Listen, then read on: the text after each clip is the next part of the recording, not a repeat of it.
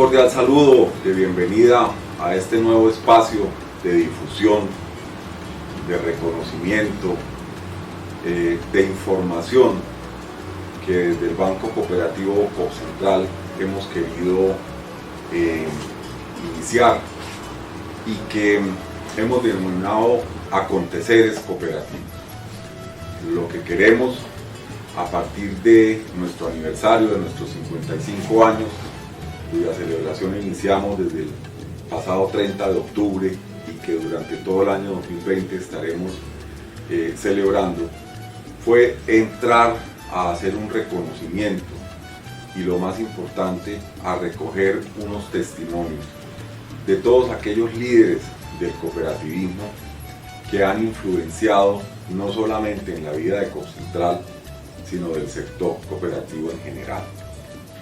Es así como van ustedes a disfrutar de la compañía de muchos líderes que en los últimos años pues han tenido ya la suerte, la dicha de disfrutar hoy en día de un buen retiro o de disfrutar hoy en día, aún desde sus trabajos, de una serie de recuerdos, de acontecimientos, de éxitos y de muchas anécdotas que pretenden no solamente agradecerles y reconocerles su trayectoria, sino también distraerlos, divertirlos y, por qué no, que se genere un ejemplo de lo que fue la vida y obra de varios de nuestros personajes. Muchas gracias y de nuevo bienvenidos a Aconteceres Cooperativos. Bueno, le damos la bienvenida a nuestro programa Aconteceres Cooperativos a Camilo Arias Muñoz.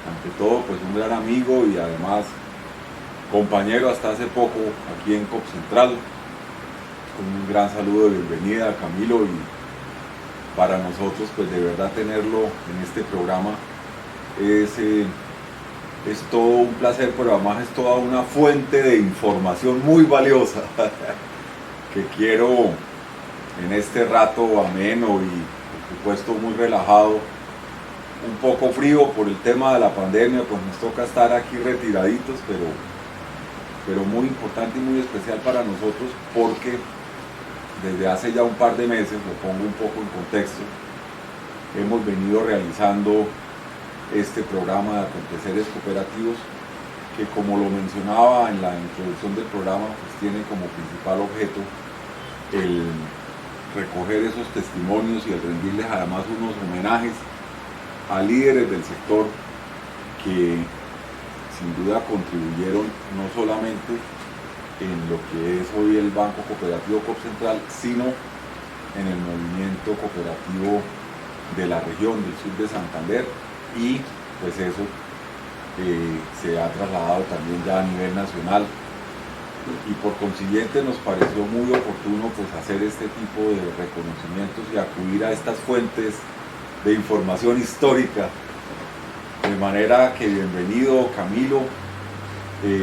Primero que todo, pues quisiéramos conocer de su parte personal quién es Camilo Arias Muñoz, de dónde es, cómo transcurre su primera etapa de la vida, su formación, antes de que lleguemos al tema cooperativo.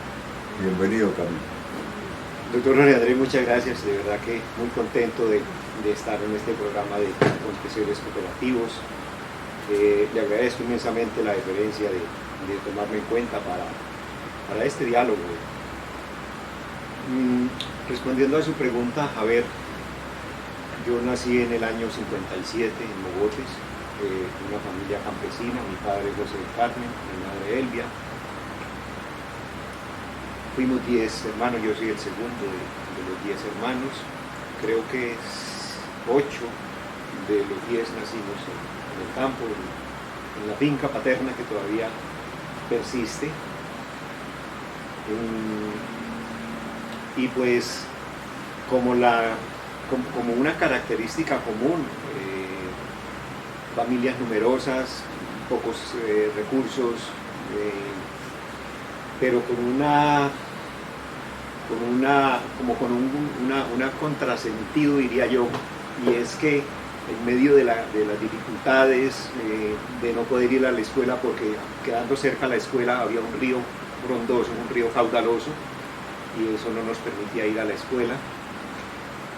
¿Tocaba en verano nomás? Tocaba en verano. Entonces mi papá hizo algo supremamente importante. Mi papá tuvo segundo primaria, pero él a los mayores, es decir, a los 3 mayores, nos enseñó a leer, a escribir, sumar, multiplicar, restar, todo.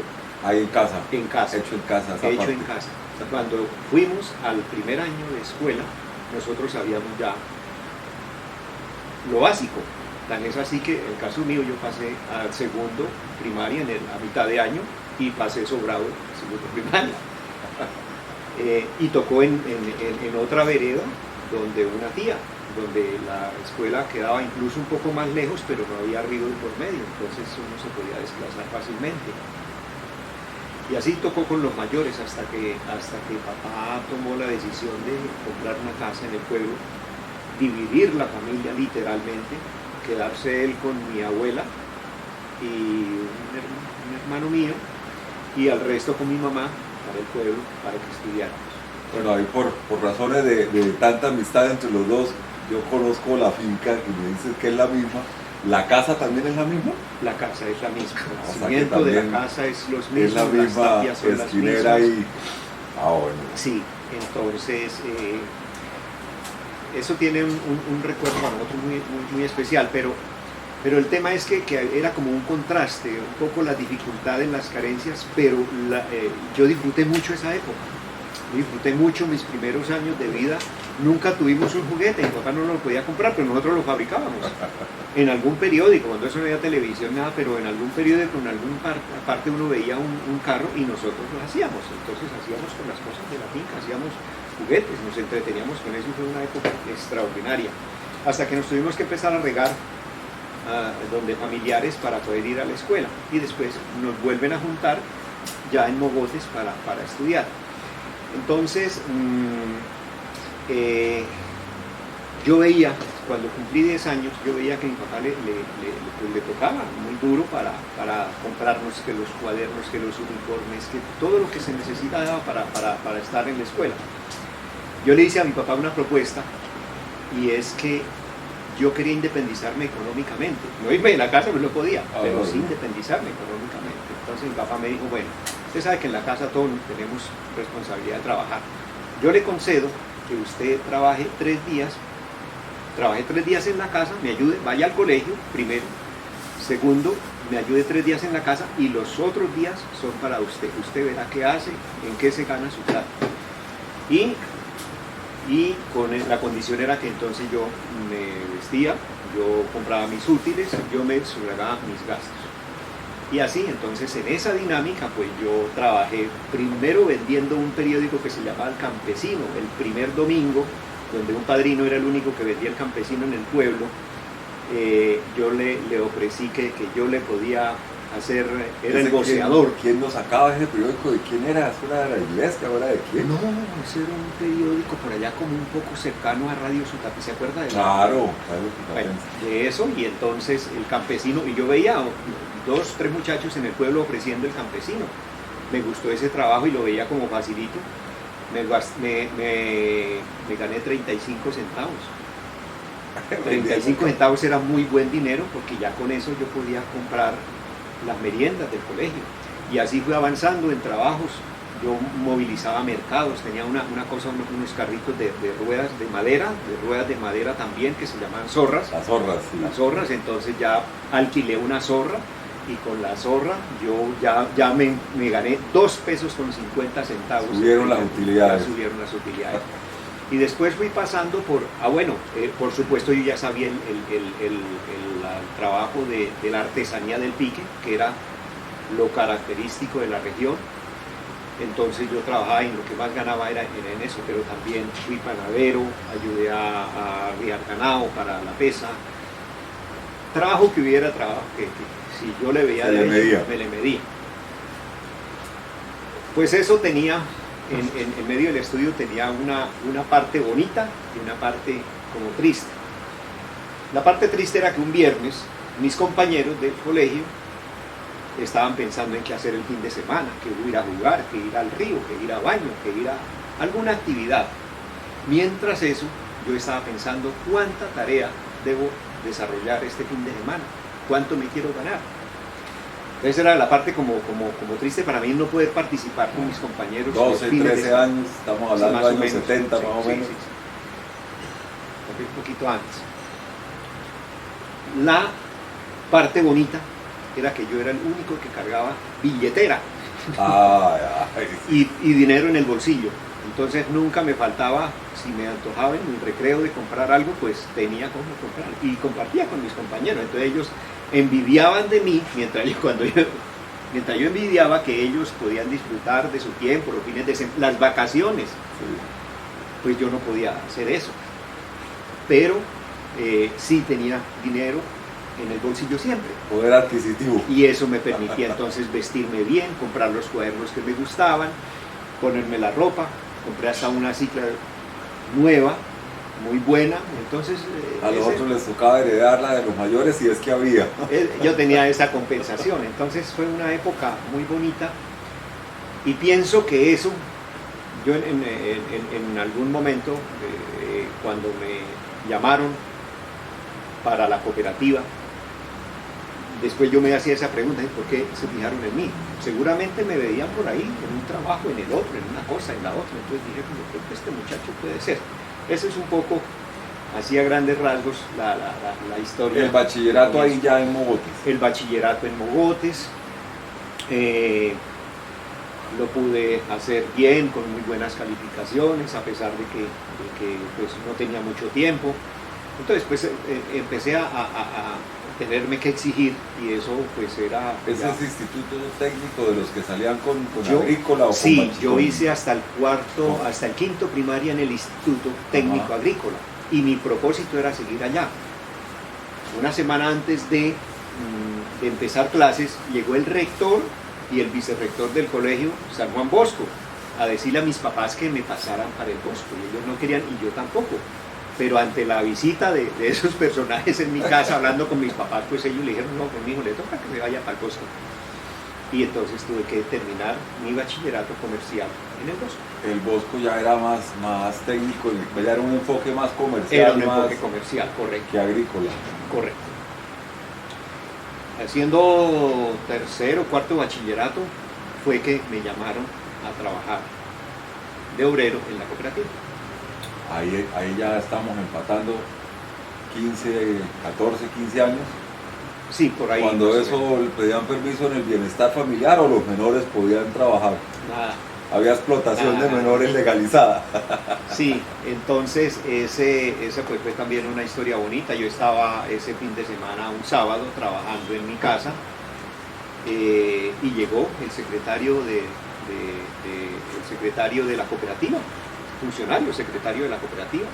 Yo a él lo conocía de vista, pero nada más. Entonces me dijo, Camilo, vengo a pedirle un favor, si usted quiere trabajar en la cooperativa, los fines de semana.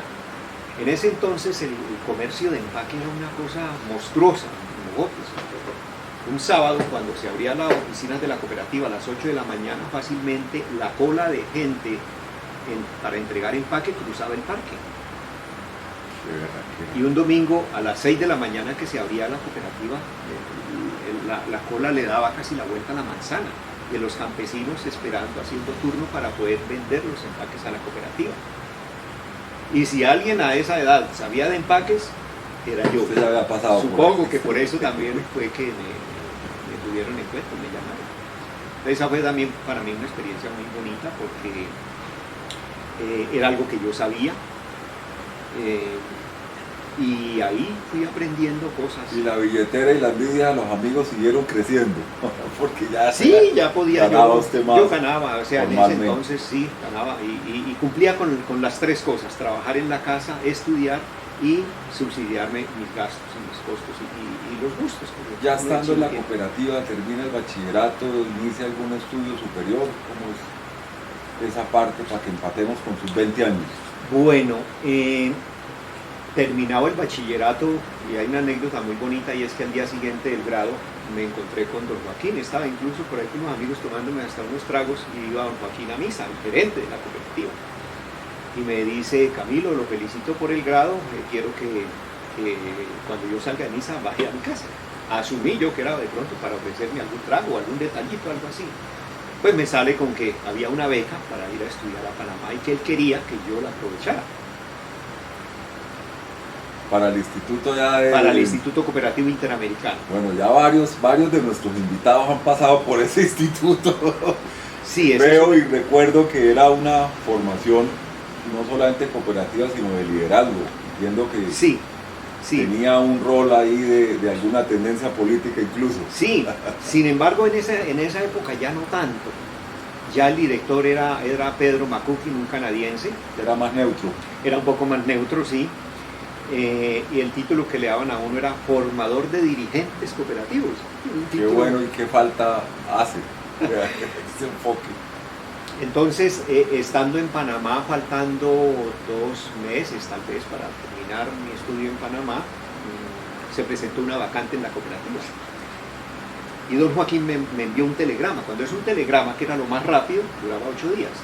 Una carta duraba 30 días. 30 días que en llegar a Colombia, llegar a la casa, y si se la contestaban a uno de una vez, entonces otros 30 de para allá. Entonces eran 60 días para uno recibir información de la familia. Y un telegrama que era muy costoso, pues eran 8 días. Mandé un telegrama diciendo que había una vacante, que él esperaba que yo regresara.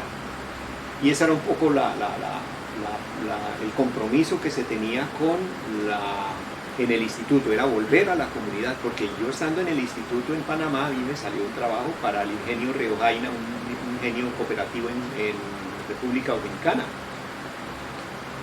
Me vine a Colombia a cumplir los 2 años de compromiso con la cooperativa que me había patrocinado, Por la beca. y el firme propósito de irme para República Dominicana a trabajar, porque dentro de los estudiantes del instituto, que había como de 17 países, de eso habían 2 personas de República Dominicana. Una era la secretaria general del Ingenio Río Jaina, un ingenio cooperativo, no sé si exista todavía,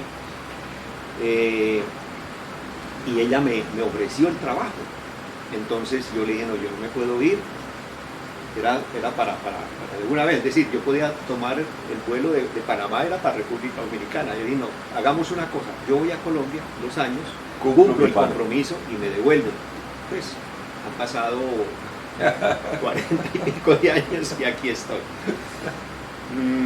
Entonces ya yo regresé a Colombia el 15 de junio del año 78 y el 16 de junio me estaba posicionando como secretario de la cooperativa. Y terminados los 2 años de multa, ya no le llamó la atención República Dominicana. Pues no, porque es que ahí se dio un proceso pues muy afortunado para mí, y es que yo me vinculé por el último cargo, digamos el cargo en la jerarquía era el último cargo, pero ese tenía una ventaja, y es que siendo el secretario de la cooperativa era el que podía ir porque era secretario también del consejo. Entonces se generaba como ese enlace entre la tarea normal que uno hacía, operativa y toda esta cosa, con la parte de conocer el direccionamiento de la cooperativa.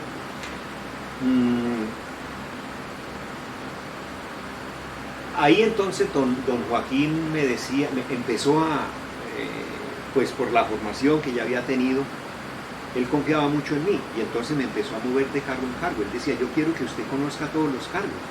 Y me empezó a hablar de que él, por sus años que llevaba ya en la cooperativa, quería retirarse. Entonces él me empezó a decir: Camilo, yo quiero que usted se prepare para que me suceda. En algún momento yo me voy, quiero que usted me suceda. Pero yo era el más, en ese entonces tenía 21 años, me había cumplido los 22. Así que en el término de 9 meses yo recorrí todos los cargos: cajero, tesorero, contador, había una dirección de almacén para la parte multiactiva.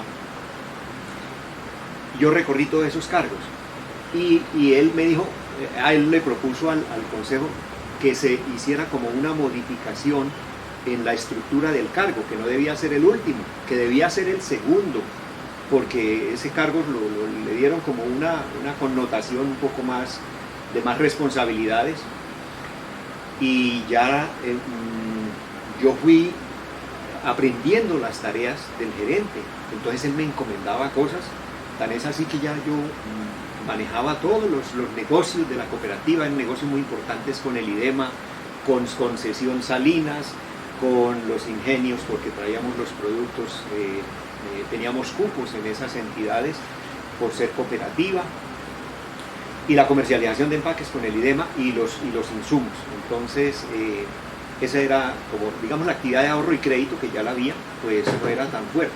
Lo fuerte era la comercialización de empaques. Ese era un negocio muy importante, de mucho peso para la cooperativa, y yo manejaba ese negocio y manejaba como las otras cosas de la entidad. Como el proceso ideal de la formación de un sucesor y de un empalme y de una entrega de alguien que se va y que quiere dejar a alguien preparado, ¿no? Eso a veces causa traumatismo cuando esas cosas no se dan. Sí, pues aquí hay una cosa bien interesante, y es que cuando Joaquín me hablaba de eso, de que yo debía prepararme y alistarme y para que fuera su sucesor, yo decía dos cosas. Primero, pues como que no le creía, porque pues, yo tenía 21, 22 años tal vez. Sí tenía la formación académica y tenía las ganas, eso sí, y tenía pues el conocimiento ya de la organización. Pero por otro lado se veía que había otras aspiraciones. La gente haciendo cola antes. Sí, claro.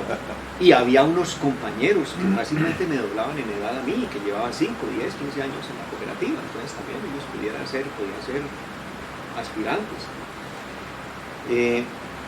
El tema es que 9 meses después, yo me vinculé en junio del 78, en la asamblea de marzo del 79, hubo un cambio de directivos, una elección normal, luego la reelección, y mes siguiente, es decir, abril, la posesión del nuevo consejo.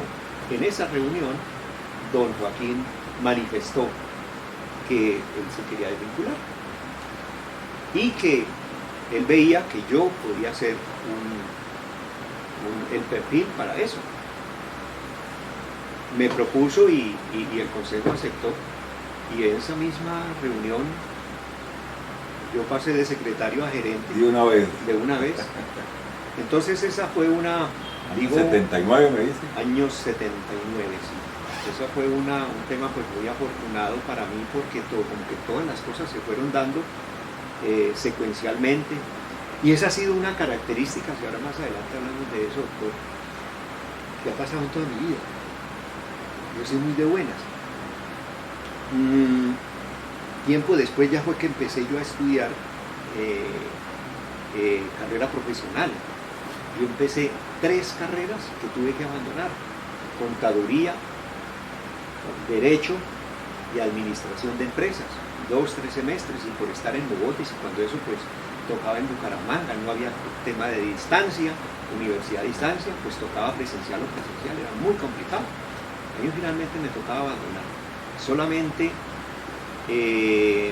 mucho tiempo después, 25 años llevaba yo de gerente, o de ser ejecutivo, digámoslo así, en el sector, cuando pude tomar una carrera de administración de empresas.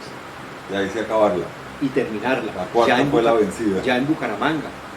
Y como 5 o 6 años después, una especialización. Entonces, en mí se dio una circunstancia que yo a veces tomo el pelo con eso. Normalmente uno estudia y hace su formación profesional para vincularse a una empresa y poder avanzar, a ver si a la postre, con buena suerte y buen tino y buen juicio, puede llegar a ser gerente. El caso mío fue al contrario, fui gerente y después de 25 años de gerente me puse a estudiar para aprender la teoría. Esa es un poco la... Me imagino de estudiante entonces un poco cansón, dirían los otros compañeros, porque siempre pues cuando llega alguien con experiencia, la teoría a veces se queda corta. Está muy bonita, y es que cuando fui a hacer la especialización, pues yo me presenté, vino el decano de la facultad de la Universidad de La Sabana a entrevistar a los estudiantes. Me entrevistó y me dijo, me hizo las preguntas de rigor. Bueno, listo, me parece bien su perfil y tal la cosa. Me contacté con algunas de las personas aspirantes y ya iba a empezar la especialización, pero a mí nada que me llamaban. Entonces empecé a averiguar, no, no me han llamado, y me di cuenta que era el único que no habían llamado. Entonces llamé a la universidad y me dicen, ay, claro, es que se nos ha embolatado aquí la cosa, porque es que el decano quiere hablar con el rector, quiere hablar con usted. Entonces, pues claro, y podemos, dijo, sí, claro, ya se lo paso. Entonces me dice, Camilo, me alegra mucho que usted tenga pues como ese deseo de superarse y todo. ¿Por qué lo hace? Le dije, no, porque pues yo la verdad pensaba, cuando me jubile, ponerme a estudiar, pero pienso que ahorita hay una oportunidad. Entre otras cosas, había un compañero, Alfonso, que él lo iba a hacer, y entonces dije, no, pues yo me le pego a Alfonso, y él estaba recién desempacado de su carrera en la universidad, entonces yo con él porque ya hacía rato que había dejado de estudiar. Entonces me dice, pues me hizo unas preguntas y le dije, ¿por qué? Dice, no, a mí no me han notificado. Dijo, la verdad es que tenemos una inquietud y por eso no lo hemos llamado. Usted sabe que va a interactuar con una serie de muchachos que fácilmente pueden ser sus hijos, que ellos son muy rápidos en el tema de las aplicaciones y a su edad, pues de pronto no sea su fuerte. ¿Habría alguna dificultad o sería inconveniente para usted interactuar con ellos? Y dije, no, para nada, al contrario, porque yo voy a aprender de ellos y ellos van a aprender de mí. Entonces, esa circunstancia siempre se dio en mi formación universitaria, profesional, siempre fue así, porque claro, cuando yo entraba y en los primeros semestres ocurría lo mismo. Mucha gente pensaba que yo era el profesor en el primer día de clases, pero siempre busqué como esa parte de apoyarme en los jóvenes, y a su vez cuando se trataba de experiencia, pues esa sí ya la tenía yo. Entonces eso generó un muy buen complemento en todo el proceso de formación. Bueno, ¿cómo fueron esos años de gerente de la cooperativa de Mogotes? Eso estamos hablando de qué año a qué año. ¿Y cuál sería tal vez la...? 79 al 90. Esos 11, 12 años, ¿cómo fue esa experiencia y Camilito en la gerencia de la cooperativa Mogotes? Pues fue una experiencia muy bonita, muy enriquecedora. Se fueron dando unos cambios, porque pues para algunos no fue bien visto que el último que había llegado a ser funcionario de la cooperativa estuviera ya de gerente, y además yo era el más joven de todos. Entonces eso con el tiempo, pues algunos por alguna circunstancia, como que les salió otro trabajo, como que se fueron para otra ciudad, entonces se iban retirando. A medida que ellos se iban retirando, yo iba metiendo a los que conocía que eran compañeros míos de estudio. Y ahí en ese escenario, en esa circunstancia, pues vinculé a Gerardo, entonces él era el secretario, Gerardo Argüello, creo que se terminó de jubilar en Condesa. Trinidad Montero, María Eugenia Rodríguez, Eliseo Durán, y armamos un combo de trabajo, pues que nos llamaban los sutes de la cooperativa, porque éramos unos chinos de entre 21, 23 años, 24 años. De pronto no con mucha experiencia, pero sí con muchas ganas de trabajar. Y entonces eso nos permitió pues ir como perfilando la cooperativa, primero sosteniendo el negocio principal, que era la comercialización de empaques, negocios con el IDEMA, mantener los cupos que teníamos de mercancía del IFI, de concesión Salinas, de azúcar, y seguir con la proveeduría mayorista. Eso nos permitió montar entonces el primer autoservicio que hubo en Mogotes. Muy buen autoservicio, bien bonito, eso era la novedad. ¿Se acordar usted de don Darío contándonos el primer autoservicio que él montó, que siempre le iban como robando por ahí una... Esa es otra, pues eso es un poco, mire que uno en las entidades hacía un poco, copiaba lo que uno veía en Concentral. Entonces eso nos permitió pues crear el autoservicio, la bodega mayorista, fortalecimos lo del ahorro y crédito, que era una sección. Ahí ya se cambió el nombre, porque es que en Mogotes hubo dos cooperativas. La cooperativa agrícola, creada en el 1956, a partir de un sindicato que se había creado 2 años antes, es decir, en el 54.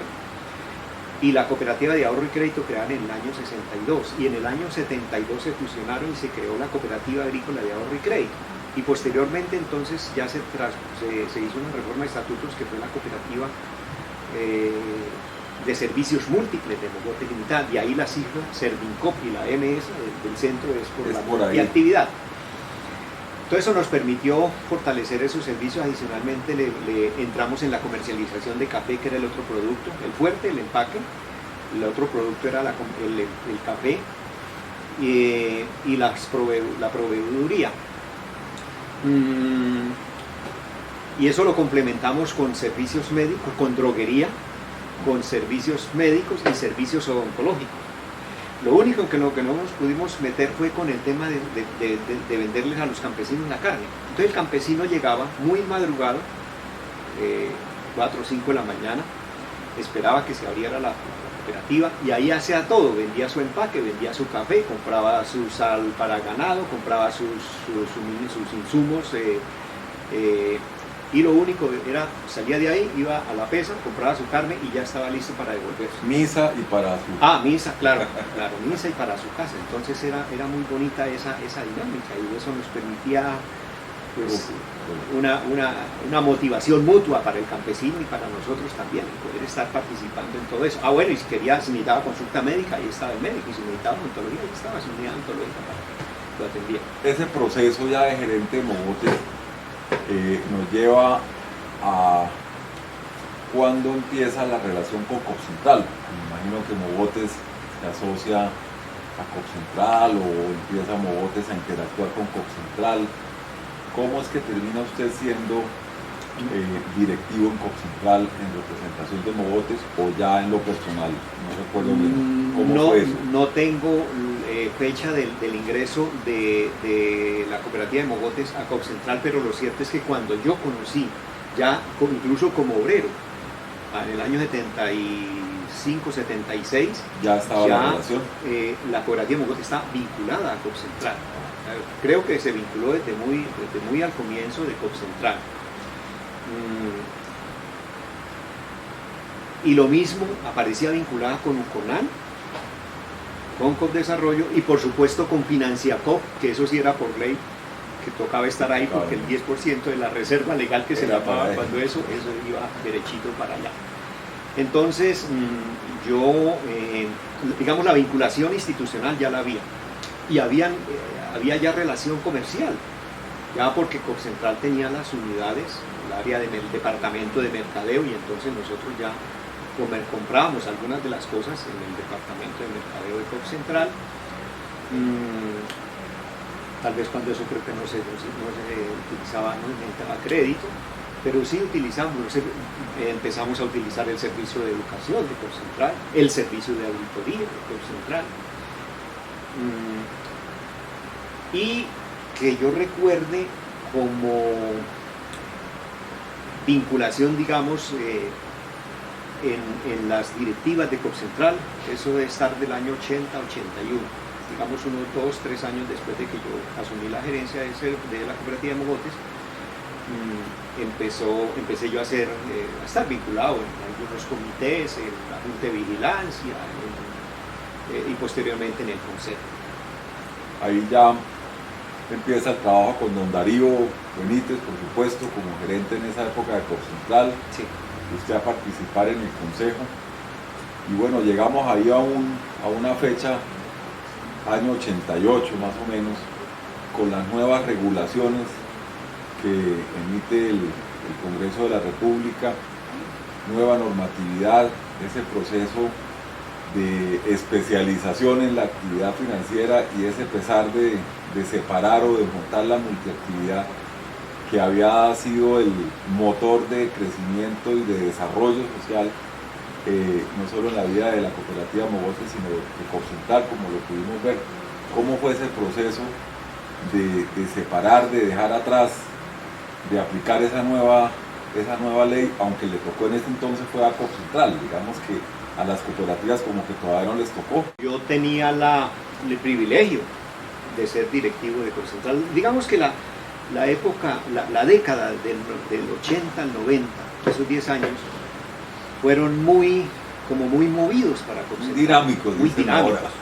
Muy dinámicos porque Copcentral, en últimas, pues sí era un organismo cooperativo, su parte fuerte era lo del ahorro y crédito como organismo cooperativo que se creó. Y era muy incidente en las organizaciones, es decir, había dinámica comercial y de conocimiento, porque algo que ha tenido Copcentral es que y eso se lo he conocido de toda la vida, lo que sabe Copcentral lo pone a disposición de las entidades, y eso es una cosa espectacular. Cuando uno contrataba servicios con algunas otras organizaciones, incluso del sector de segundo grado, tocaba pagar los servicios, muchas veces, otras no, pero en el caso de Copcentral una característica que siempre era el servicio que Copcentral le ofrecía a las organizaciones. Entonces nosotros a Copcentral le aprendimos desde Servincop temas de mercadeo, y como comento, utilizábamos los demás servicios, educación, auditoría, etcétera, que ya los tenía Copcentral. Entonces Copcentral siempre ha tenido también esa característica, y es como ir en la punta de lanza de lo que se va dando. Y entonces el área de mercadeo de Copcentral era pues espectacular para nosotros, y de eso íbamos a aprender mucho, y además de hacer negocios. Lo mismo con el área financiera, el área de ahorro y crédito, pero viene hacia, no recuerdo exactamente, el 83 o algo así, donde sale una normatividad de la superintendencia bancaria en ese entonces que dice que los organismos cooperativos de grado superior tienen que especializarse y separar todas las demás actividades que no sean afines a la actividad propia de la actividad financiera, tienen que estar separadas. Copcentral tiene que entrar en ese proceso. Entonces, con el departamento de mercadeo se crea Comercop, departamento de auditoría, Audicop, departamento de educación, Indecol. Copcentral tuvo hasta un departamento de vías, construyó unas vías con algún proyecto que desarrolló Darío Benítez. Parece que don Darío manejaba el bulldozer más o menos, la volqueta. Pero había una cosa interesante, y era que Copcentral tuvo una flota de camiones, también de un proyecto de cooperación internacional.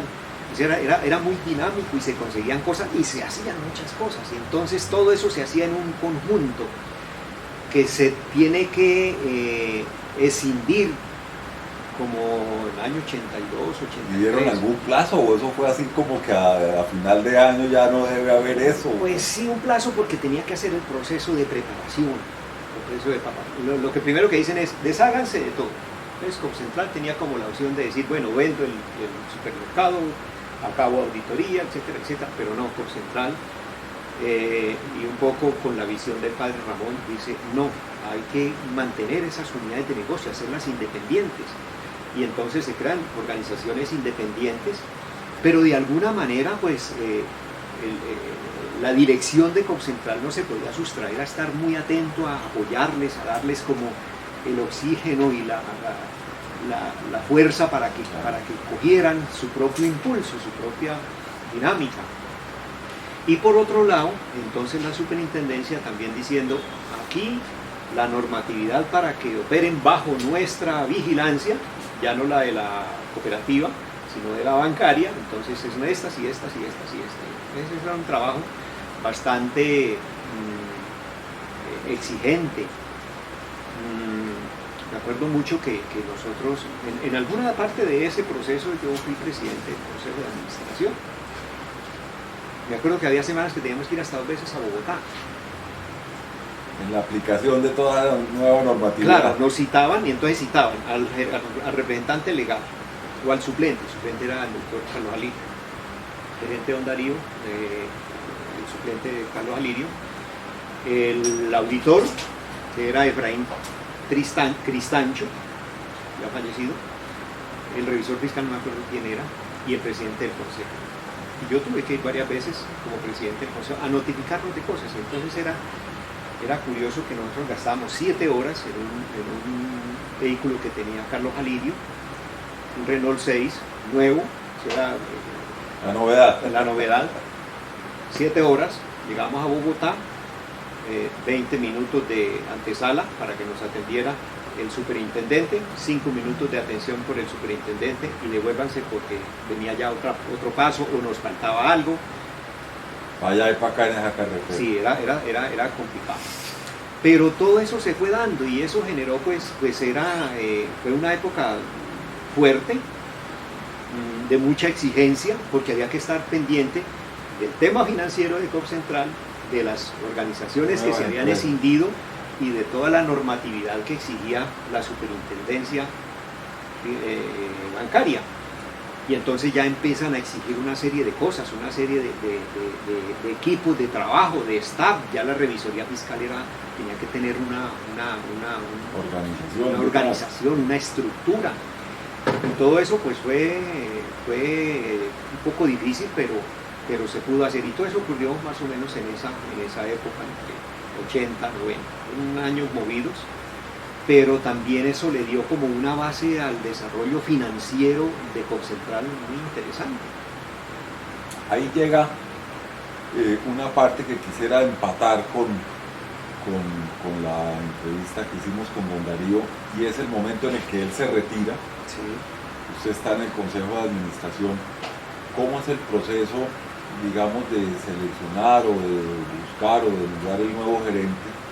Y cómo es esa transición, cómo es ese cambio de la administración de un líder nato, además promotor, creador de gran parte del crecimiento y del desarrollo de COP Central, a uno nuevo? ¿Cómo es esa entrega de bandera al uno al otro? La verdad, la renuncia de don Darío, a mí personalmente me cogió pues como muy... Él había manifestado por ahí, normalmente, en un tinto, en un café, manifestaba que estaba como cansado, que quería como retirarse, pero no lo tomamos así como tan en serio, y en alguna oportunidad, pues en una reunión de consejo manifestó que su decisión era retirarse. Eso... Y ahí sí no hizo lo de don Joaquín, no había preparado a nadie, no sugirió a nadie como hizo con usted, don Joaquín. No, entonces ahí se tuvo que abrir un proceso. Yo me acuerdo que entrevistamos a 3 personas. Yo quedé en la comisión de selección de buscar candidatos. Se seleccionaron 3 personas y dentro de esas 3 personas estuvo Álvaro Argüello.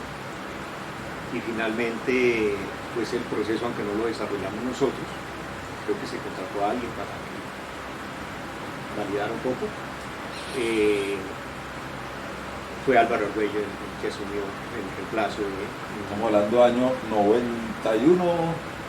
No, 90. Porque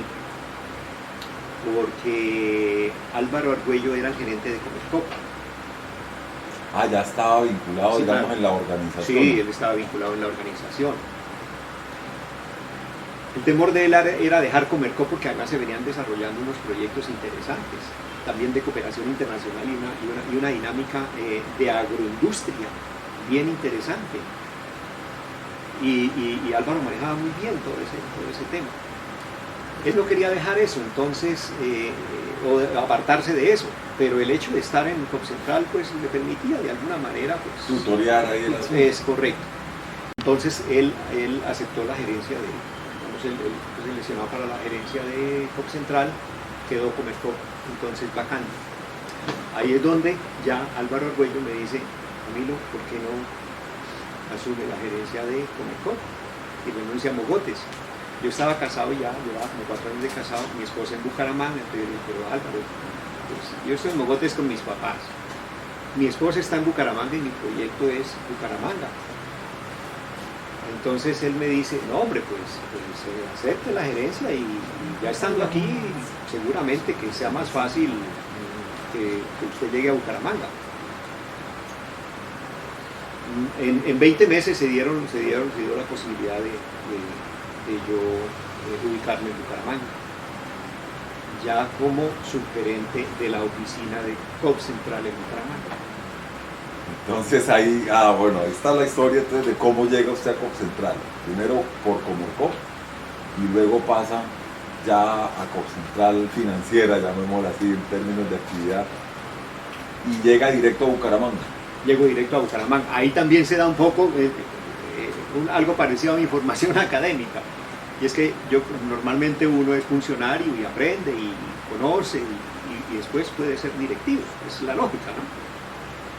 Aquí también ocurrió al revés, contrario. otra vez. Pero fue directivo y tiempo después me vinculó como funcionario de COP Central en Bucaramanga. Bueno, Camilito, ya en COP Central, pues a usted le toca unos años más de todo este proceso de éxito, de crecimiento, de desarrollo de COP Central, pero también llega el año 97, en donde desde finales incluso del 96, 97, se empieza a generar una crisis del sistema financiero bancario tradicional, como llamábamos en esa época, y por supuesto eso se refleja también en el sistema cooperativo, y esa crisis pues hace su explosión en todos los efectos hacia el año 98. ¿Cómo fue ese encuentro con esa crisis? ¿Cómo COP Central empieza a verse afectado y finalmente cómo se afecta? A ver, COP Central siempre había tenido como una dinámica muy bonita, muy chévere, muy agradable, se trabajaba fuerte, pero se veían resultados. Se veía el crecimiento de COP Central y de las cooperativas. Aquí o en el entorno donde operaba COP Central, que era Santander y un poquito algo norte de Santander, muy poco, pero básicamente era Santander. Y fundamentalmente el sur de Santander.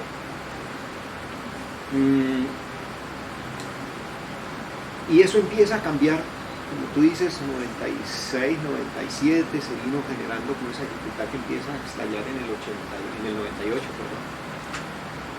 Muy complicado, muy difícil, porque es que la actividad financiera, yo le decía a alguien, le hacía una comparación que la confianza en la actividad financiera es exactamente igual al tanque de oxígeno que tiene el buzo,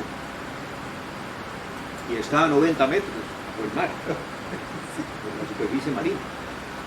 Si se le acaba el tanque de oxígeno, toca salirse, y nosotros teníamos la misma situación, es decir, no teníamos confianza.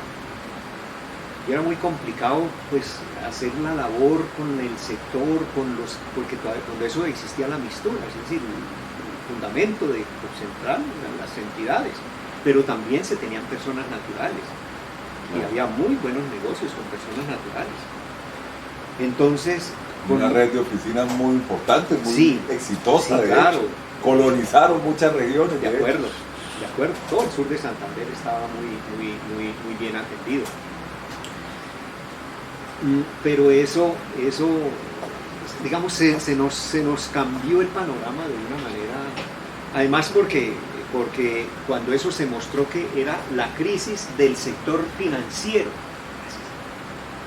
que la crisis era del sector cooperativo. Así se mostró. Y nosotros creíamos que la crisis era del sector cooperativo. Tiempo después nos vinimos enterando de que la crisis es una cosa... Crisis de vivienda, crisis del UPAC, crisis de los bancos del Estado, crisis muy fuerte. Entonces, me acuerdo yo mucho que la entidad que mejor nos trataba, o el cliente, persona natural, o una industria, no del sector cooperativo, que era cliente nuestro, que mejor nos trataba, lo mejor que lográbamos era que nos permitieran entrar y tomarnos un tinto y hablar un poco digamos, como que compartir una visita agradable, social. No más, pero de negocios nada. Era muy complicado, muy jodido. Porque a nosotros, digamos, a COP Central le cogió en esa época haciendo dos cosas, construyendo esta sede, y el tema de la construcción se fue, pero eso fue a pique en cuestión de horas, diría yo. En muy pocos días eso se fue a pique. Y quedamos con este edificio de COP Central a medias. Y por otro lado tratando de salvar, digamos, honrando el compromiso de COP Central, tratando de salvar a Arcas. En esas dos circunstancias pues nos golpeó fuertemente. Fuerte, pero digamos que lo del edificio pues eso se suspendió por algún tiempo y después se tomó la decisión de continuarlo, y digamos que eso no impactó tanto. El tema de Arcas. Arcas además se colgó ahí una buena década, estuvo colgado ese asunto. Sí, sí, me acuerdo yo mucho que en el año, después de tantas dificultades, 98, 99, 2005 ya, 2004, final de 2004, me sentaba yo a conversar con Orlando Acevedo, que era el gerente, y decíamos, así como en una conversación coloquialmente decíamos, hombre, llevamos como 8 o 10 años por física trocha.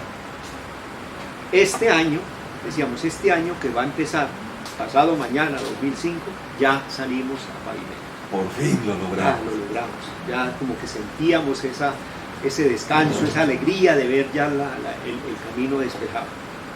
Y se nos viene la intervención en el año 2005, junio 29, si no estoy mal, producto del mismo proceso.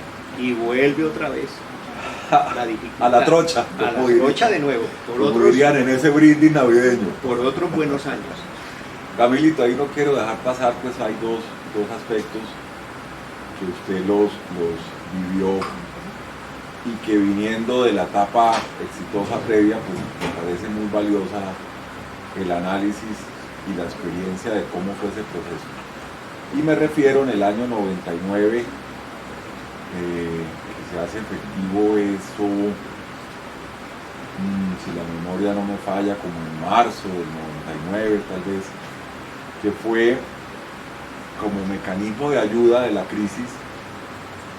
El nuevo gobierno en ese entonces pues se encuentra con una nueva legislación, una nueva institucionalidad de parte del Estado y la creación del FOGACOP, precisamente como instrumento para poder enfrentar ese tipo de crisis y además para generar herramientas de salvamento.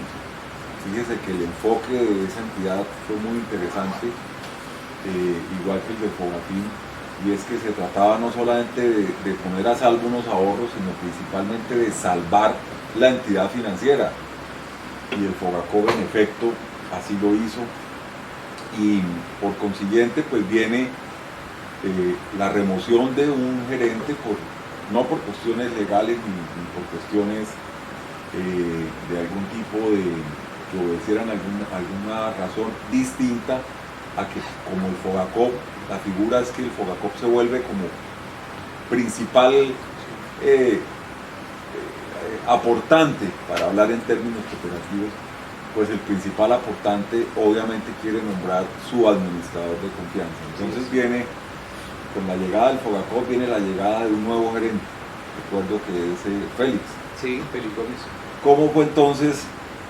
Pues Álvaro da un paso al lado y entra Félix Gómez, y cuando viene un proceso de salvamento, pues las instrucciones obviamente son reducción total del gasto, aceleradora la facturación, luego un enfoque, pues esto me imagino yo, que genera choque. Háblenos de esa experiencia, Camilo. Bueno, yo diría que esa crisis financiera o esa crisis global que hubo en ese momento, de mejor forma, fue COP Central, siendo COP Central muy fuerte afectado. Pero el tema del ingreso al FOGACOP, que creo que se produce a partir de una legislación que entra nueva, esa cosa, el fondo de garantías, toda esta situación, permite que a nosotros nos aparezca de alguna manera como ese salvamento que nos daba dos cosas: nos daba respaldo económico porque hizo la inyección, igual que las entidades también poco a poco iban apoyando, pero nos daba respaldo, es decir, nos empezaba de alguna manera a llenar un poquito el tanque de oxígeno, que era lo que nosotros necesitamos. ¿Qué era ese tanque de oxígeno? La confianza. Liquidez, claro. Liquidez y la confianza. Y la confianza de cara al sistema. Claro. Entonces ya la gente decía, bueno, pues ya está el FOGACOP ahí, y el FOGACOP de verdad hizo una tarea muy bien. Pues eso no, digamos que no fue gratis al final, pero en su momento fue necesario. Lo mismo el tema del cambio, pues Álvaro se retira, ya un poco porque pues había como otro, entre comillas, dueño grande, Correcto. Que tomaba decisiones y que exigía también participación en la junta directiva, que era el FOGACOP, ponía condiciones y entiendo que él también ponía el representante legal, o él decidía quién era el representante legal. Y ahí es donde llega Félix Gómez, que de pronto para algunos Félix es de no grata recordación, pero mirándolo desapasionadamente a partir del tiempo, ese era el trabajo que le tocaba. Él llegó a hacer lo que le mandaron a hacer y lo que había que hacer. Eso era recortando por lado y lado, de todo, en todo. Nosotros teníamos, para citarle un ejemplo, nosotros teníamos muy buenas prebendas extralaborales, prima de antigüedad, prima extra, prima esta, de servicio, teníamos de la legal de y una extra legal, por antigüedad nos daban algunos beneficios, había beneficios, había beneficios extralegales. En alguna ocasión Félix nos reunió y nos dice, bueno, con todos esos beneficios que hay, pues alcanza como para la mitad de la planta de personal. Y la otra opción es que ustedes renuncien a todos esos beneficios y eso nos permite, pues, no para todos, pero aguanta para un poco más. No, ¿dónde le firmo? Para todos, para los que más se pudiera. Con todo y eso salió una cantidad de gente, de cargos, se eliminaron muchos, se redujo mucho los cargos, no porque no se necesitaban, era que no aguantaba el tema. Y a partir de ahí entonces ya como que se alivianó mucho la estructura de COP Central, y eso permitió pues como que volver otra vez, y ya cuando ya entra en otra etapa donde lo que se necesita ya la desconfianza, digamos que estaba atenuada, el FOGACOP seguía ahí muy pendiente, haciendo su tarea, pero ya COP Central necesitaba empezarse a proyectar comercialmente. Y entonces ahí es donde ya viene un gerente comercial que era, o que fue Rodrigo Erazo, que en paz descanse, que murió en un accidente de Ocaña. Correcto. Eso estamos hablando como año 2003, Yo creo que 2003, bueno, ahí buscamos en las imágenes de apoyo, buscaremos las fechas. sí, pero más eso, o menos 2003, 2004. Eso de Rodrigo generó además muy buena expectativa en el ambiente y mucha ilusión. Pues Rodrigo había sido un líder del sistema bancario en Bucaramanga, en Santander, muy conocido porque él gerenció Bancafé. Sí. Y además hasta cumplía el mismo perfil de Félix porque también cantaba y sabía cantar y tocar guitarra, que eso también era parte de esas buenas maneras, de ese estilo de directivos, cosas que se han perdido. Rodrigo Erazo tenía, y perdone que lo relacione con usted, tenía lo que usted tiene, el don del agrado, llegarle bien a la gente. Generaba confianza, credibilidad. Entonces eso animó a muchos, a los de adentro, es decir, a los funcionarios, y a los de afuera, es decir, las entidades. Entonces eso generó un ambiente muy agradable, fue muy traumática la gente de Rodrigo, y además con el financiero, Herminio. Con Herminio. Tema que tuve que, y será tema de otra conversación, tuve yo que manejar en Ocaña. Cada vez que vamos a la asamblea de Diservir en Ocaña, pongo yo a Camilo a que me cuente, muéstreme bien dónde fue, cómo fue, qué pasó. Eso ha sido de verdad para todos los que hemos pasado en COP Central y los que vengan seguramente será un tema de mucho impacto. Sin duda tuvimos la oportunidad de hacer un muy pequeño homenaje, pero a Rodrigo ya lo inmortalizamos con el nombre del auditorio nuestro Bogotá Nuevo. Qué bueno. Ahora con los 55 años del banco, en donde vamos a tener nuestra propia sede para la asamblea y las capacitaciones, ese homenaje a Rodrigo. Bueno, entonces ante el fallecimiento de Rodrigo llega Orlando. El vice, cuando eso se llamaba subgerente. El subgerente comercial y financiero, que eran los dos que habían. Orlando era el subgerente comercial, entonces en medio de tanta tristeza y tanta caos que generó eso, pues él asumió la gerencia de Copcentral.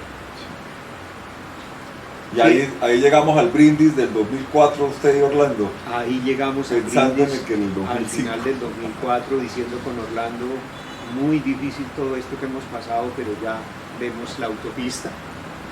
Y se nos acabó la autopista 6 meses después.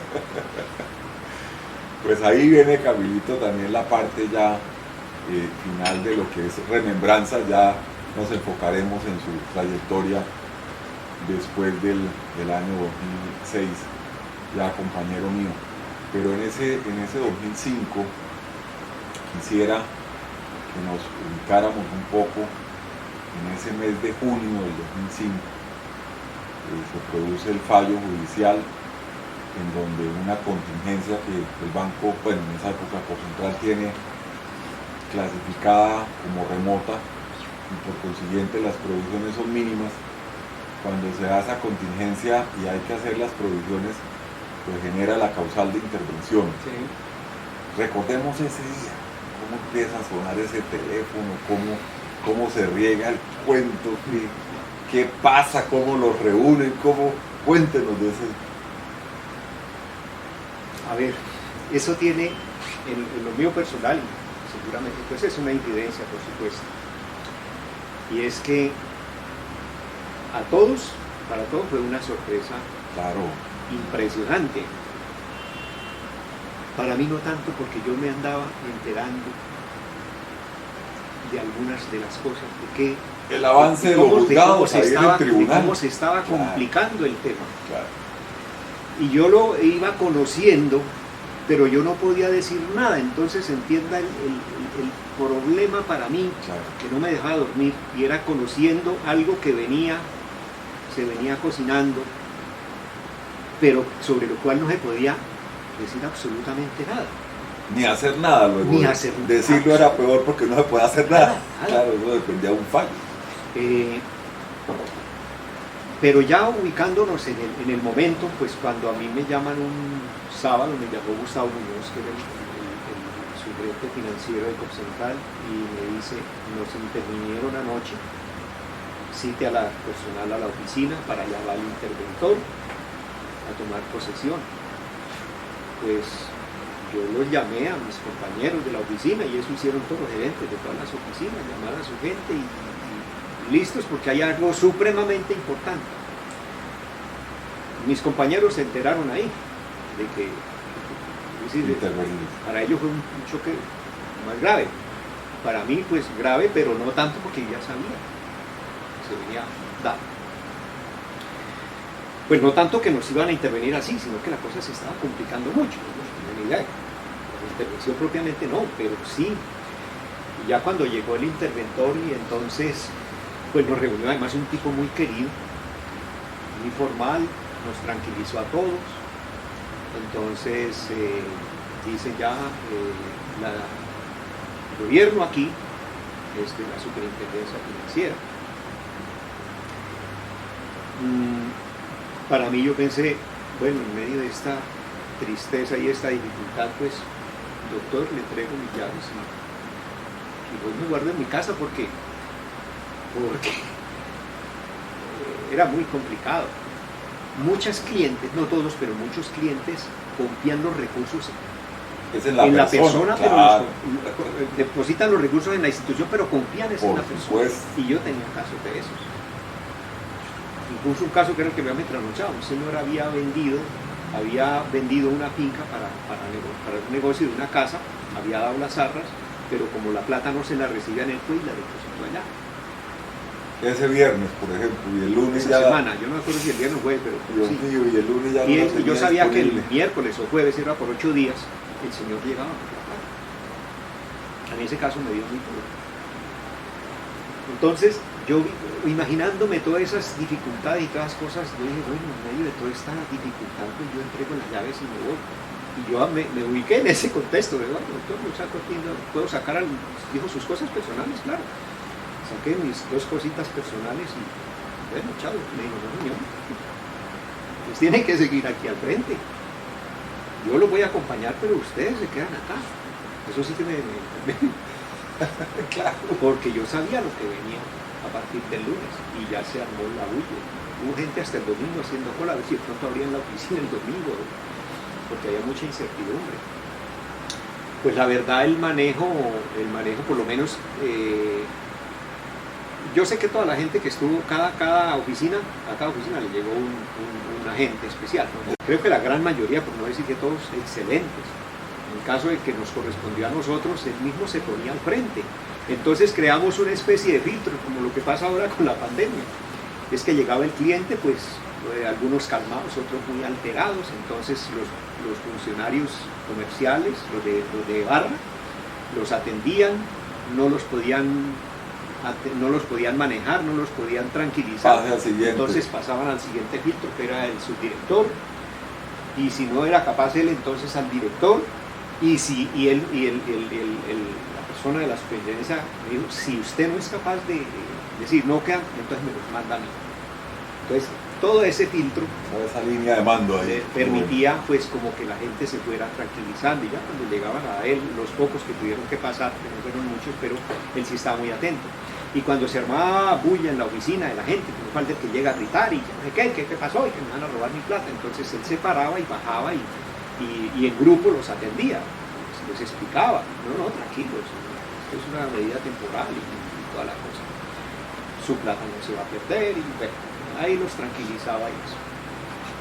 Y así tuvimos que trabajar 5 meses, creo, sí. A julio, a agosto, a septiembre, a octubre, creo que es cuando abrimos las puertas. Sí, yo me acuerdo que en ese entonces también aparece otra. Yo lo que he visto es que en todas las circunstancias duras, difíciles de concentrar, han aparecido unas soluciones. Recién la intervención, creo que el mismo día de la intervención, había un evento cooperativo a nivel de Bogotá. El presidente del Consejo era Eduardo Carreño, y él expuso el problema, y eso movió mucha fibra, porque es que en los encuentros, en los eventos cooperativos, pues uno hablaba de Cocentral con un gerente de una cooperativa de Huila, por decir una. Entonces decía, no, pues sí, nosotros conocemos lo de Cocentral, es más, hemos ido allá a San Gil, el cuento allá del padre Ramón, eso es espectacular, pero nosotros aquí en Neiva, como para qué nos sirve, porque este era un cuento regional, muy bonito sí, pero regional. Sí. Entonces no le llamaba mucho la atención. Cuando ya nos vimos envueltos en que esto no era, el problema no era de Cocentral, el problema era del sector, para todos. Claro. Entonces cuando el sector entendió eso, pues ahí sí entonces se fueron cocinando las situaciones de fortalecimiento y ahí sí de integración y de solidaridad para salvar a Cocentral, porque las entidades entendieron que si se iba a pique Cocentral, podía jalonar unas cuantas. Y eso generaba un efecto dominó impresionante. Incluso muchas entidades tuvieron la oportunidad, las más organizaditas, de hacer unas simulaciones. ¿Qué les podía pasar? La verdad es que el alcance era bastante complicado. Era impredecible, totalmente impredecible. Entonces eso ayudó y movió mucho. Y el hecho de la actitud también de los funcionarios de la super financiera, ya creo que pues también ayudó muchísimo. Lo cierto es que los recursos para el salvamento tuvieron rápido, el sector se movió rápido y incluso generó hasta una discusión, entendí yo, porque había un par de entidades que decían, no, pues esto es con plata que se arregle y nosotros ponemos la plata. Entonces dije, no, aquí nos metemos es todos. Y esa fue la opción que se adoptó. Es decir, muchos colaborando, muchos vinculándose, pero entre todos. Y esa fue como la opción que se manejó. Ahí aparece una figura que vale la pena que le rindamos un homenaje los dos aquí, y es Mauricio Cepeda. Bueno, ese agente. Entonces recuerdo yo que el recurso para el salvamento se reunió relativamente rápido, pero venía la siguiente etapa que era más difícil casi que el recurso del salvamento, es decir, la plata ya estaba para pagar la contingencia y para darle el fortalecimiento a Cocentral. ¿Cómo abrir? Entonces nosotros dijimos, no, pues si ya el dinero está, ya tenemos la liquidez de abrir. Dice la superintendencia, señor, ustedes nos montan primero 3 escenarios. Uno ácido, uno intermedio y uno suave. Y nos cuantifican cuánto se les puede ir, de acuerdo a sus cifras, en depósitos a la vista, en depósitos a término, cuánto se les puede ir en la apertura, en un escenario suave, en uno medio y en uno ácido. Y por favor, alisten el recurso asumiendo que el escenario va a ser el ácido. El ácido, y tengan el efectivo listo. Y eso se pudo cuantificar. Y hasta que no se tuvo eso, no se pudo abrir. Por eso nos fuimos hasta octubre. Pero yo calculo que hacia agosto tal vez ya estaba la plata. Ya estaba solucionado el tema económico. Llega ese 25, 27 de octubre, creo. Sí. Y ahí entonces abrimos. Como lo que el día anterior, la semana anterior, los reunieron, les dieron Sí, claro, instrucciones, muy preparados para dar la instrucción, para manejar la gente. Aspirábamos a que hubiera cuadras y cuadras de cola, gente. Entonces, pues ahí ese lunes me acuerdo mucho que todos preparados para manejar el escenario crítico. Y para manejar la relación con la gente. Cuando la persona llegaba con su libreta, todavía se manejaba la libreta de ahorros y decía, dígame cuánto tengo yo aquí, usted tiene aquí 5 millones de pesos. Ah, bueno, entonces los voy a retirar, con mucho gusto, ahora la retiro. ¿De verdad me los puedo llevar todos? Claro, puedo llevar todos. Ah, no, pero yo no necesito 5 millones, yo necesito 500.000. Claro, ya. El hecho de tener, sondeando ahí el hecho de tener, de decirle a la gente, no mostrarle miedo, que sí, y efectivamente la plata estaba guardada. Ese hecho nos permitió que el escenario no llegara sino a ser el escenario más suave. Incluso creo que estuvo por debajo de la cifra del optimista. Del optimista, correcto. Y ahí es donde ya llega, en ese entonces, cuando ya se dan las circunstancias, pero no se podía abrir todavía por ese detalle de armar los escenarios, ya es cuando llega Mauricio Cepeda. Y Mauricio Cepeda llega, nos reúne primero a los gerentes y después a todos los funcionarios a decirnos, esta entidad no se va a pique, esta entidad la vamos a salvar. Y nos hablaba con tal convencimiento de que las cosas no se podían. Y además con unas cifras en la cabeza. Sí. Y bueno, nos acompañó ahí también en su tiempo, su espacio. Gran compañero y gran persona, ¿no? Sí, sí. Dentro de las fortunas que yo tengo en mi relación con Copcentral, pues es de haber trabajado con todos los gerentes. Con Darío, si bien no como funcionario, sí como compañero, como directivo. Con Álvaro Argüello, con Félix Gómez, con Rodrigo Erazo, con Orlando Acevedo, con Mauricio Cepeda y conmigo. Bueno, Camilito, pues hemos hecho un recorrido por toda la historia de Copcentral hasta cuando yo llego. Luego esa parte de la historia vamos a brincarla en los detalles institucionales y de trabajo, pues porque la vivimos juntos y la conocemos juntos y seguramente en algún momento yo podré también contarla para que queden aconteceres cooperativos y en los anaqueles, en la historia queden esos testimonios. Pero como todavía es parte de la presente historia, no nos vamos a referir todavía a ellos, pero sí quisiera para despedirnos y para darle también a usted un espacio de su despedida con todo el alcance y los temas que usted quisiera abordar. Sí quisiera recordar pues estos casi 12 y 13 años que alcanzamos a trabajar juntos, pues agradecerle en primer lugar en nombre de Copcentral sus aportes, su trabajo, su compromiso, las ganas que siempre le puso desde el primer día en que llegó hasta el último día en el que estuvo y aún más porque todavía después estaba listo y a la orden para seguir apoyando. Y bueno, no dejar de recordar muchas anécdotas, pero tal vez los viajes que pudimos compartir, principalmente a Ocaña, creo que eso nos generó muchísima confianza y muchísima amistad, y tuvimos tiempo de compartir en esos viajes. A veces nos rendía, a veces no tanto, a veces grandes trancones, grandes retrasos, pero tuvimos de verdad que mucho tiempo por compartir y por disfrutar de esa amistad y de esa buena sinergia que hicimos en el trabajo, en ese proceso de la nueva Corcentral que a partir del año 2006 hemos venido construyendo.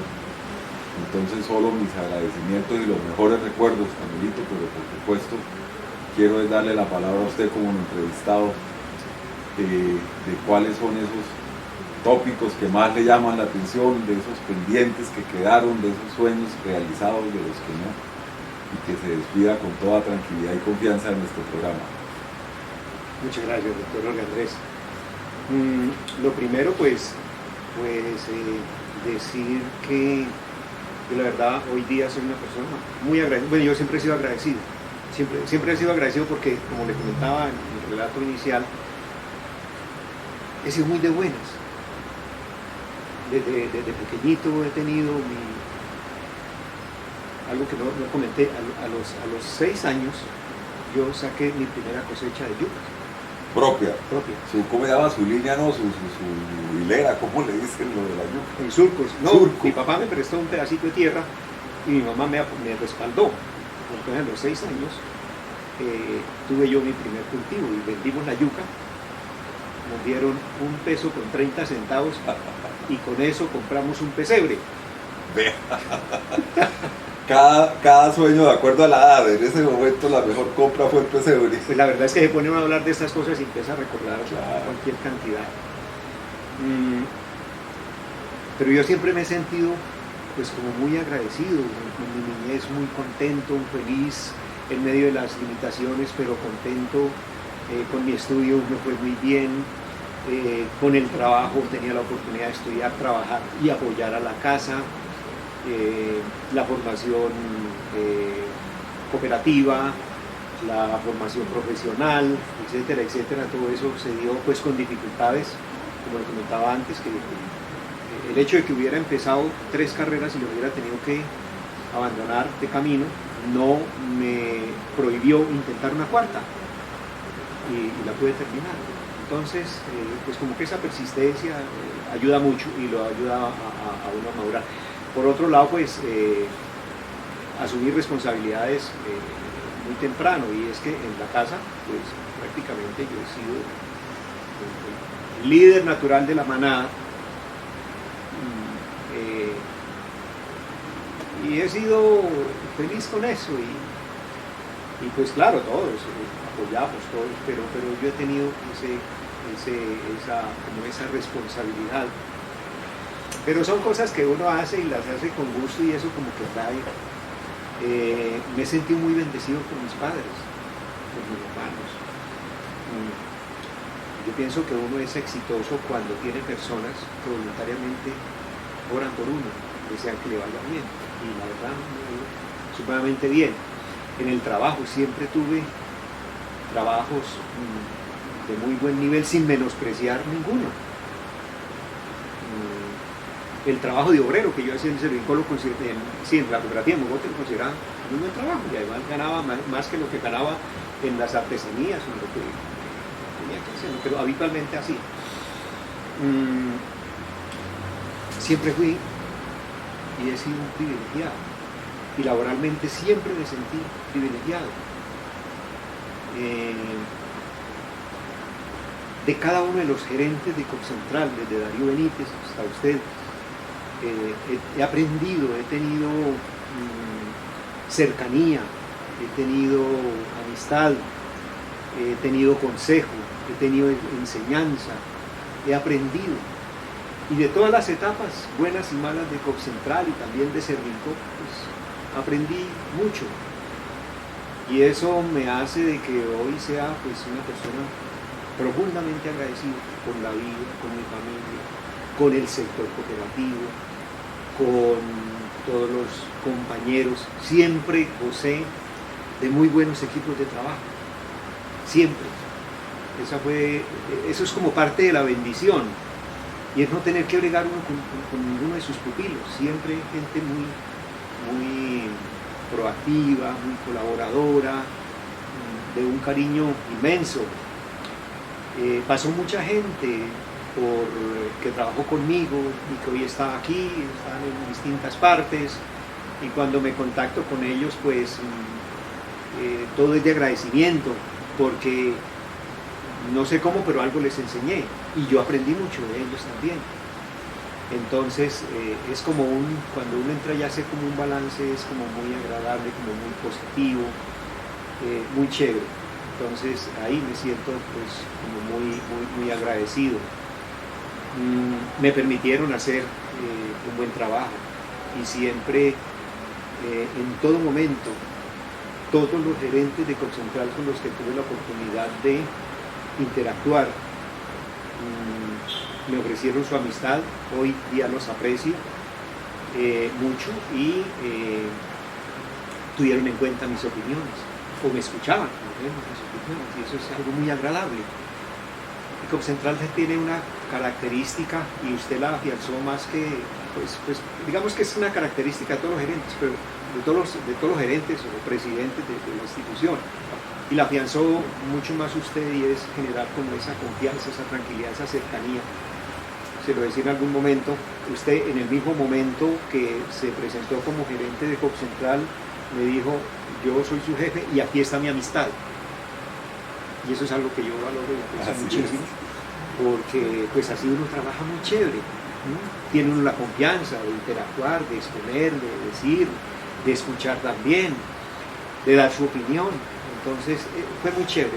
Mis 43 años en el sector cooperativo fueron muy agradables. Y bueno, pues claro, hay cosas que uno quisiera que hubieran sido mejor. Cuando yo empecé a trabajar, cuando eso, pues las circunstancias eran, a pesar de que las entidades, por lo menos aquí en la región que yo conocía, pues hacíamos como las mismas tareas, pero la comunicación no permitía como interactuar mucho, pero uno veía que las entidades andaban como en la misma dinámica, de hacer cosas, de trabajar, y eso explica un poco la razón por la cual hay un buen ambiente cooperativo en toda esta región, en todo Santander, pero particularmente en el sur de Santander, porque es que se ha generado una conexión muy importante entre la base social, los directivos y los ejecutivos, los trabajadores de las organizaciones. Me parece que es una característica y ha sido una constante. Claro, han quedado cosas por hacer, y uno quisiera como haber aportado un poco más, o haber presionado tal vez un poco más, porque hay cosas que no están en las manos de uno. Si bien el balance es muy positivo en lo personal, y pude conocer a un Servicop pequeño y ayudarlo a crecer y transformarlo un poco, pues claro, con el apoyo de mucha gente. Lo mismo también pasó con Copcentral. A Copcentral yo lo conocí como dice uno, entre comillas, chiquito.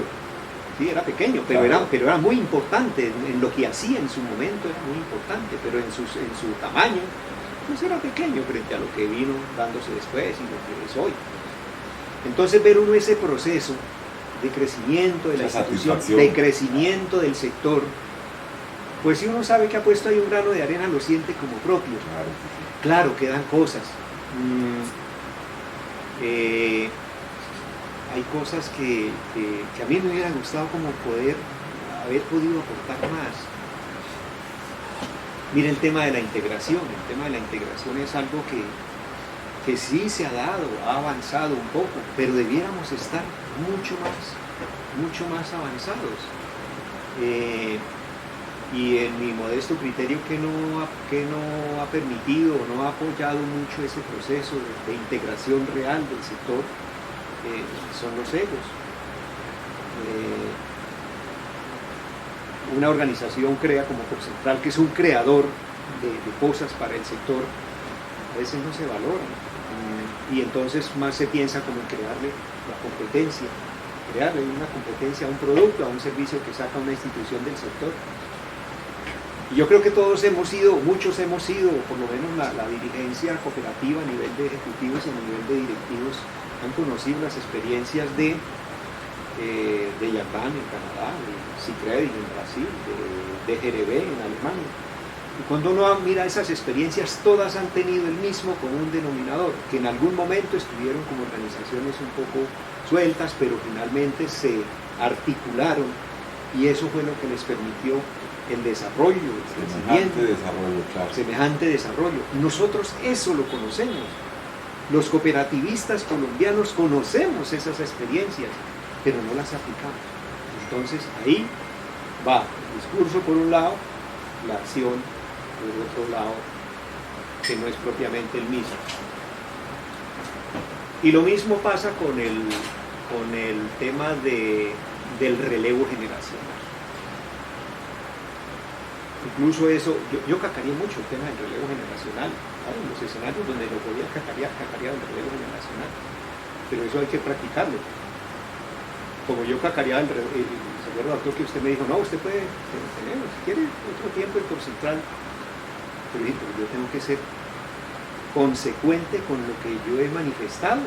El relevo generacional tiene que ser una práctica, no un discurso. Sí. Entonces, esos temas, digamos, se habla de integración y nos falta mucho de integración. Se habla de relevo generacional, nos falta mucho de relevo generacional. Y a mi modo de ver, ¿qué puede incidir mucho en eso? Los egos. Entonces hay que tener la confianza y tener la tranquilidad de que uno hace en su tiempo su tarea y hace paso al costado, porque hay otras personas, hay otros elementos que pueden, con lujo de detalles, hacer la tarea que uno venía ejecutando. No somos imprescindibles. Y por otro lado también, yo tuve un poquito en ese tiempo, doctor de Andrés, la disyuntiva de, si yo sigo, me queda gustando como que el tener un salario que me da Copcentral, bonito, más muy otro, bueno además, sí, una pensión, entonces como que ya uno equilibra sus finanzas. Entonces finalmente yo para poder cumplir mi propósito, en alguna ocasión yo le había comentado al doctor que de pronto yo me quería retirar un poco antes, por alguna circunstancia económica no lo pude hacer, y tampoco lo podía hacer en el momento en que cumplí la edad. Sí. Entonces dije, o me quedo otro tiempo que seguramente me queda gustando y descuido mi familia, mi descanso, hacer otras cosas, o renuncio a eso y efectivamente yo vendí un bien para poner al día, para poner 0 kilómetros. 0 kilómetros. Con el nuevo flujo de caja. Con el nuevo flujo de caja, correcto. Y ha sido una bendición, doctor, no me lo está preguntando. Ha sido una bendición. Me he sentido bien, económicamente tranquilo, agradecido. Me consta que además le hizo homenaje a don Joaquín porque usted formó mucha gente, usted preparó varias personas que nos permiten hoy tener un menú de profesionales dentro del banco de funcionarios, pues que tienen ese traslado de conocimiento, ese know-how, dirían hoy en día, de Camilo Arias en su sello personal. La verdad que muchas gracias, Camilito, eso lo dejó en Copcentral muy bien marcado. Muy sí, bueno. hay una cosa que a mí me entristece un poco, y yo no sé, de pronto se puede hacer algo, y es que en mis inicios, cuando se da toda esta estructuración de Copcentral, se creó Indecol, y en torno un poco a Indecol la universidad, como entes dedicados a la formación, y acordémonos que Indecol creó una serie de... Un semillero buenísimo. Un semillero de líderes. Buenísimo. Y lo teníamos acá, y había otra experiencia en Toro Valle, de allá es Luis Eduardo Torres y otros amigos, Oscar Zapata, otros que ya fallecieron. Eran instituciones, el mismo Instituto Cooperativo Interamericano. De eso, desafortunadamente, hoy nada existe. Y yo pienso que debiéramos, o el sector debiera pensar un poco en volver a reconstruir eso. Ese semillero espectacular. En una reunión que hicimos en Ocaña hace unos años, que le organizaron allí un homenaje al padre Ramón, encontramos que en la provincia de Ocaña había 23 personas formadas en el instituto de Indecon. Eduardo, Miguel, Maritza, Cecilia, Álvaro, me imagino. todos esos gerentes estuvieron, se formaron ahí y ahí hicieron carrera. Entonces, eso prueba de que ese instrumento es muy importante, pero hoy día no lo hay. Muchas gracias, doctor Jorge Andrés. Mi casa es su casa y mi familia lo estima, lo aprecia. Y reiterarle a usted y por su intermedio a COPCentral y a todo el sector cooperativo, tanto que me dio en los 43 años que estuve vinculado al sector. Hoy día, como le dije hace un momento, soy una persona profundamente agradecida y arrancando nuevos proyectos. Estoy por este momento apoyándole 2 emprendimientos, uno a Juliana, otro a Juan Camilo, y esa es como mi hobby, mi tarea. Qué bueno. Porque además les dije que yo los ayudaba y los acompañaba hasta los 65, ya después no. Que me busquen para tomar chocolate. Muy bien. De nuevo, muchas gracias, muy rico, hemos compartido, tinto delicioso, un compartir extraordinario. Muchas gracias, doctor Jorge Andrés. Te acabo de venir por. Te agradezco.